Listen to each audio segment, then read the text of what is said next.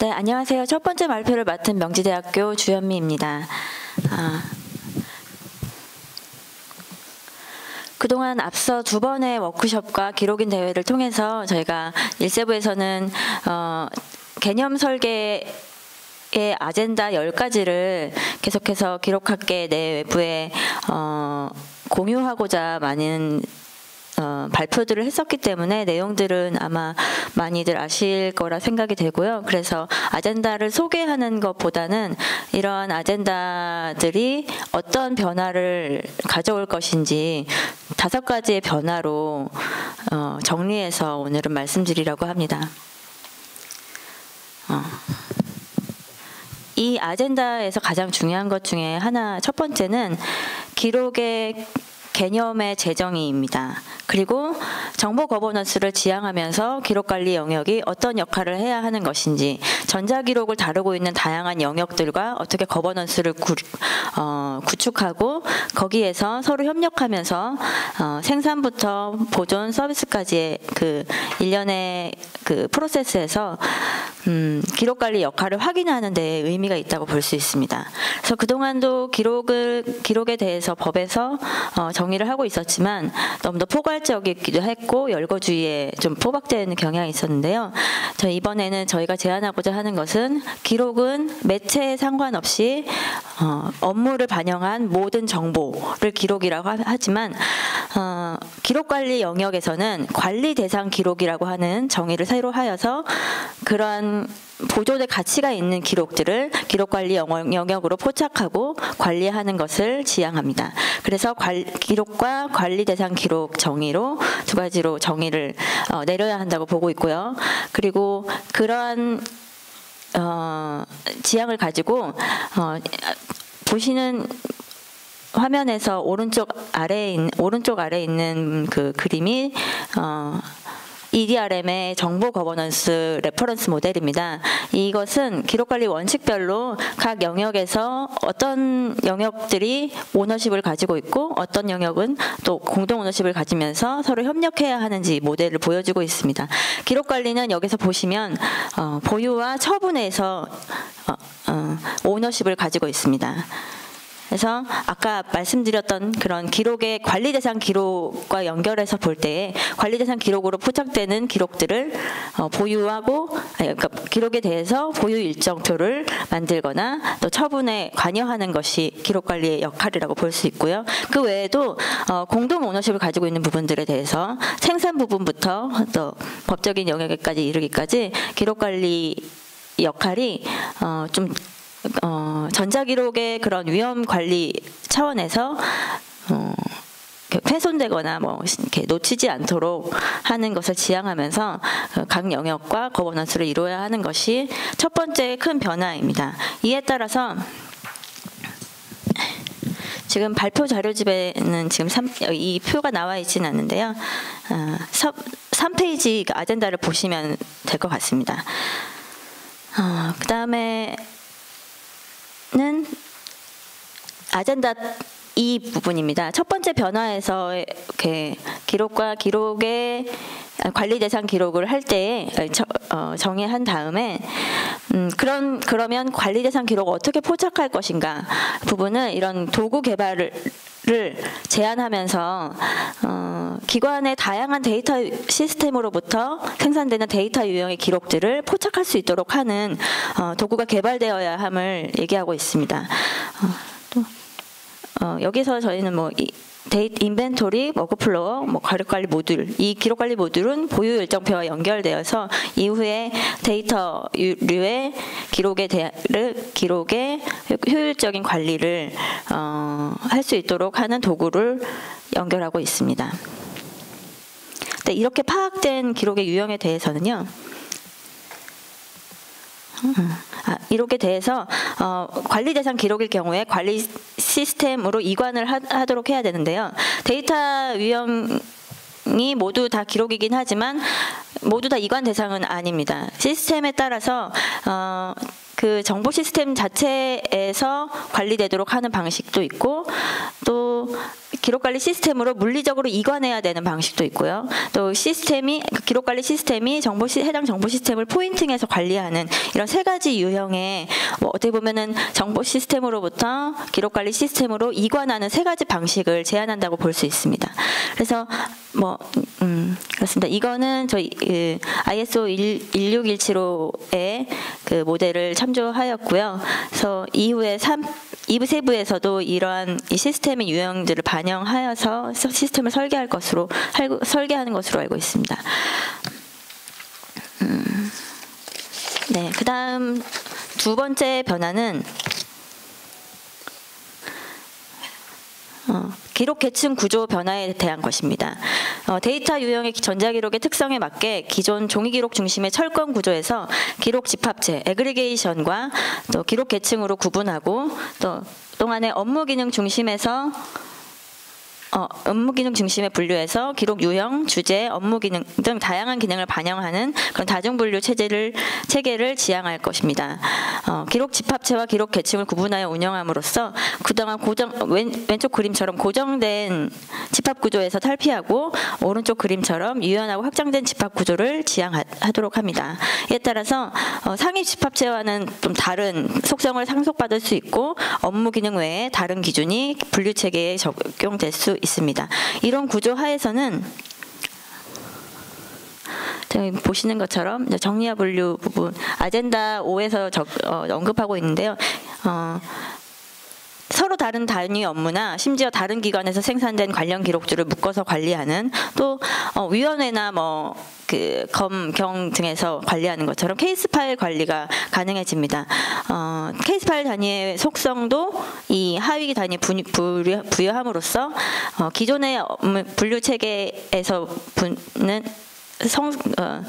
관리 속성만 받는 것이 아니라 이 케이스 파일로 묶어져 있는 그 단위의 집합체의 속성도 받음으로써 그 하나의 케이스가 통일적으로 관리될 수 있도록 할 것입니다. 이런 것들은 모든 기록 유형이 단일하게 철권으로만 정리되어야 한다는 종이기록적인 사고에서 벗어나야 하는 것이 가장 중요하고요. 여기에서 말하는 것은 계층 구조를 완전히 파괴하는 것이 아니라 계층 구조가 다양할 수 있다라고 하는 것을 전제로 합니다. 네, 철을 포함해서 다양한 형태의 기록 집합체들이 모두 기록 기술 대상이기 때문에 이에 따라서 메타데이터도 항목들도 바뀌어야 하는데요. 기본적으로 저희는 건 단위의 메타데이터 기술을 지향하고 있습니다. 상위 계층 메타데이터는 기술 주기 등으로 단순화시키고요. 시스템에서는 기록의 유형에 따라 필수적인 그러니까 시스템 메타데이터와 고유한 메타인 컨텍스추얼 메타데이터로 구분해서 새로운 기록 유형이 생길 때마다 이에 대처할 수 있도록 하는 시스템 설계가 필요할 것입니다. 네, 세 번째 변화는 기록 부유 일정표와 처분 부분입니다. 여기 아젠다 7에서는 BRM의 비종속적인 독자적 기록관리 기준 마련을 지향하고 있는데요. 여기에선 기록 보유 일정표 제도를 도입하는 것을 가장 크게 하고 있습니다. 기록의 평가에 있어서 그동안 단위 과제만을 대상으로 하는 기록 평가 방식을 제고하고 기능 평가만이 아닌 기록 유형, 가변 시점별 다양한 처분 행위 등을 포함한 기록 보유 일정표를 개발하여 운영하고 또 이에 따라 처분하도록 해야 합니다. 기록 보유 일정표는 보신 바와 같이 공통 기록 보유 일정표와 기관별 기록 보유 일정표를 작성하여서 나누어 개발하고요. 또 이때 가변 시점 및 처분 결정은 트리거 방식으로 해서 프로젝트 종료 후 혹은 또 마스터 데이터가 삭제될 때 등 시스템과 연결되어서 어떤 처분 행위를 해야 할 때에도 적용할 수 있도록 트리거 구조로 설계되어야 할 것입니다. 즉 기록 유형에 따라서 보존 기간 기산점을 가변적으로 적용할 수 있어야 합니다. 또 이번에는 저희가 새로운 개념으로 지연 처분 개념을 도입하였습니다. 지연 처분은 처분 보류나 동결과 달리 처분의 가장 적정한 시점을 협의하여 처리하는 개념인데요. 보존 기간이 경과하여 폐기 시점이 되더라도 해당 처분의 실행을 적정한 시점으로 지연시킬 수 있는 개념입니다. 단순히 그냥 지연시킨다는 것보다는 정보 시스템의 생애 주기에 따라서 시스템이 처분되거나 업그레이드 될 때에까지 데이터의 물리적인 파괴를 지연시키는 그런 어떤 효율적인 방식이라고 볼 수 있습니다. 근데 다만 보존기간 도래 시 평가에 따라 폐기가 결정이 되면은 중앙기록관리 시스템에서 목록이 삭제하고 처분이 완료된 것으로 해서 그것은 기록의 효력을 상실하는 것으로 정의를 내릴 수 있을 것입니다. 네. 네 번째 변화는요, 조직의 변화라고 할 수 있습니다.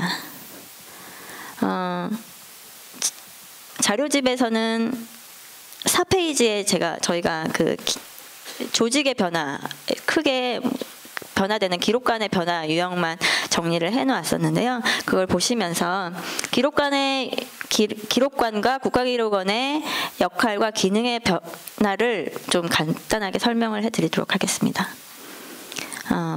조직의 변화 부분은 아젠다 4, 저희 생산기관별 완결형 기록관리 체계 구축 부분에서 주로 다루고 있습니다.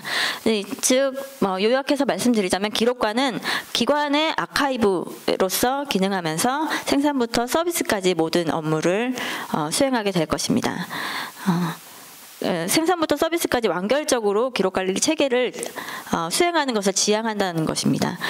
또한 국가기록원은 보존 서비스 분야의 전문기관으로서 토탈 아카이브, 홀 오브 소사이어티를 지향하고 공공기록만이 아닌 한국의 사회상을 반영하는 중요 연구기록물을 수집하고 관리하며 이를 서비스하는 국가 아카이브로서의 기능을 강화하도록 합니다.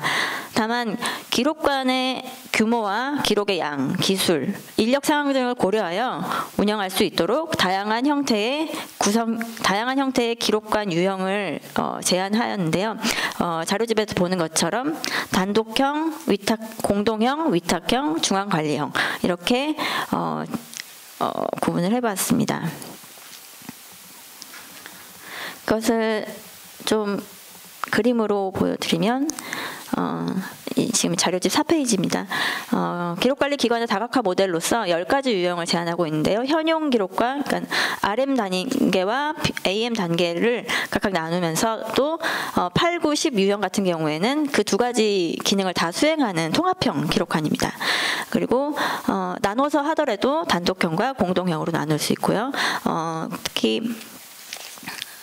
그리고 위탁형은 이제 외부의 기관을 위탁하는 기록관이라고 볼 수 있습니다. 각각의 기관들의 기능은 다음 장에서 설명하고 있습니다. 이렇게 됐을 땐 기록관리 기능뿐만 아니라 시스템도 똑같이 적용이 되어야 될 텐데요.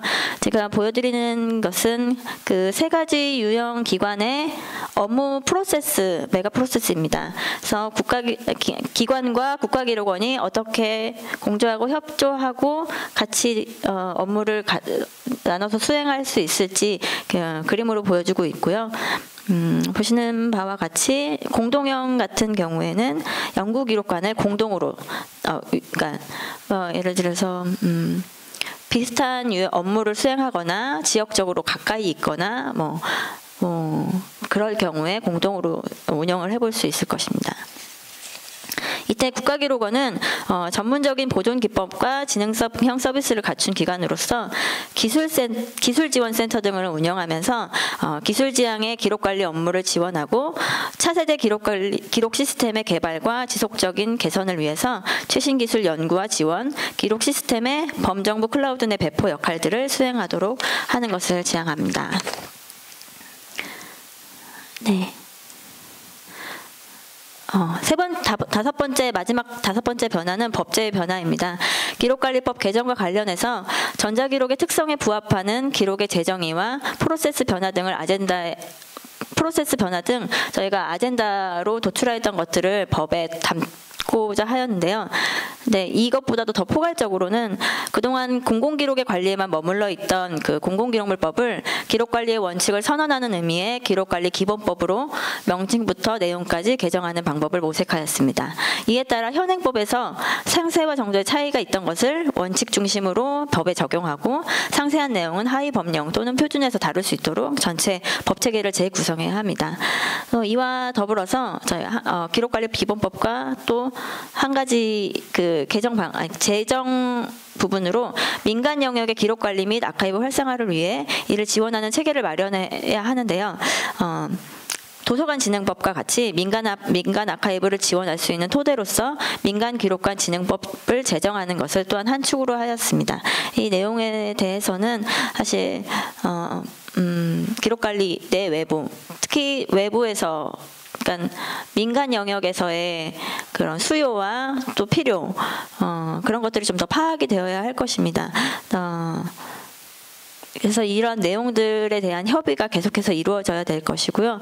앞으로도 저희 다음 장에 보시는 것처럼 저희 로드맵에서 특히 법제 같은 경우에는 저희가 법제를 재개정하는 것에 대해서는 로드맵상에서 단기 목표로 설정을 하였습니다. 2019년, 2020년 정도의 법을 공포하는 것을 목표로 하였지만 사실 그것이 되기까지에는 T를 구성을 하고 내 외부의 의견을 수렴하고 또 초안을 만들고 하는 하는 것들을 하면서 또 내 외부의 의견들을 많이 수렴하는 방식으로 진행이 되어야 될 것이고요. 아까 말씀드린 민간기록관 진흥법 같은 경우에도 또 외부에 있는 민간 영역에 있는 기록 관리 영역 혹은 아카이브를 운영하고 있는 주체들과의 거버넌스도 구축이 되어야 할 것입니다. 또한 가장 큰 변화는 조직적인 변화일 텐데요. 조직의 큰 변화에 대해서 구성원들의 의견을 수렴하고 인식 전환 등이 이루어져야 되기 때문에 중장기적으로 접근하였으며 국가기록원의 역할 재편은 2022년 정도까지 완료가 되는 것을 목표로 하였지만 그 이후에도 교육 또는 다양한 포럼 등을 통하여서 또 계속해서 의견을 수렴하고 이러한 변화들이 효율적으로 잘 적용될 수 있도록 하는 것이 가장 중요하다고 보겠습니다. 이상으로 발표를 마치겠습니다.